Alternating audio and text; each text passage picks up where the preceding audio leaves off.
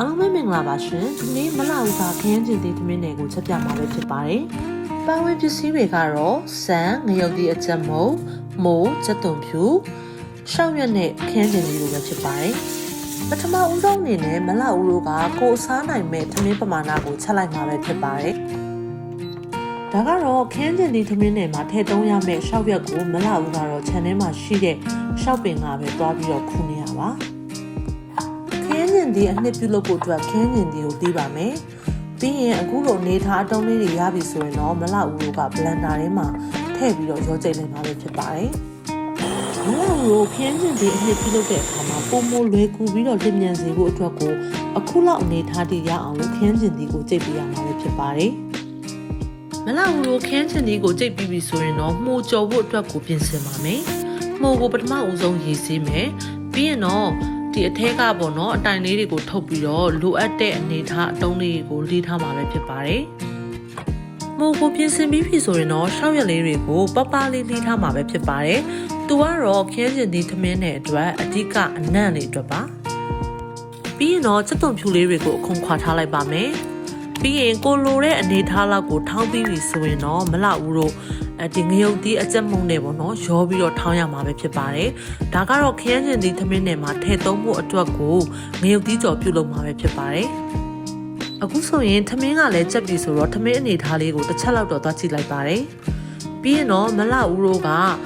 စီလေးနည်းနည်းလောက်ထည့်ပြီးတော့ပေါ့နော်ခုနကပြင်ဆင်ထားတဲ့မှုလေးတွေကိုစတင်ပြီးတော့ကြော်လိုက်ပါတော့မယ်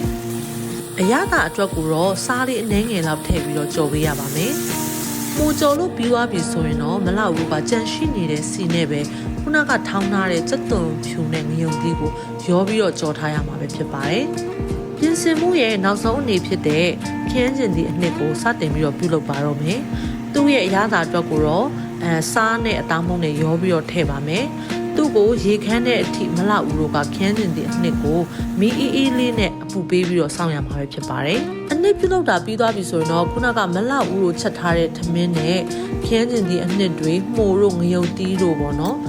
ပြီးတဲ့အခါမှာရှောက်ရွက်တို့ကိုအပေါ်ကနေဖြူးပြီးတော့ဒီရောင်းမနှစ်ခုနဲ့ပေါ့နော်သမင်းပူနေတဲ့အချိန်မှာနေရမှာပဲဖြစ်ပါတယ်အားလုံးတမအောင်ရောနေပြီဆိုရင်တော့သမင်းရဲ့အရသာအတွက်ကိုလိုအပ်တဲ့စားတို့ပေါ့နော်ပြီးတော့အသားမှုတို့ကိုရောပြီးတော့ထည့်နိုင်ပါတယ်အားလုံးပြီဆိုရင်တော့နောက်ဆုံးအဆင့်ကခုနကနေထားတဲ့သမင်းတွေကိုဒီလက်တန်တန်လေးနဲ့ပေါ့နော်သမင်းပူနေတဲ့အချိန်မှာသမင်းလုံးလေးတွေပြုလုပ်ရမှာပဲဖြစ်ပါတယ်ဒီသမင်းတွေကတော့လက်နဲ့သမင်းလုံးမှသာစားလို့ကောင်းပါပါဒီခင်းကျင်ဒီသမင်းနဲ့တွဲစားဖို့အတွက်ကိုမလောက်ကဘူးတီဟင်းကားလေးချက်မှာပဲဖြစ်ပါတယ်ဒီအတွက်ကြောင့်မလို့လိုအပ်တဲ့ဒီအစာပလာလေးတွေကိုပြင်ဆင်နေရပါ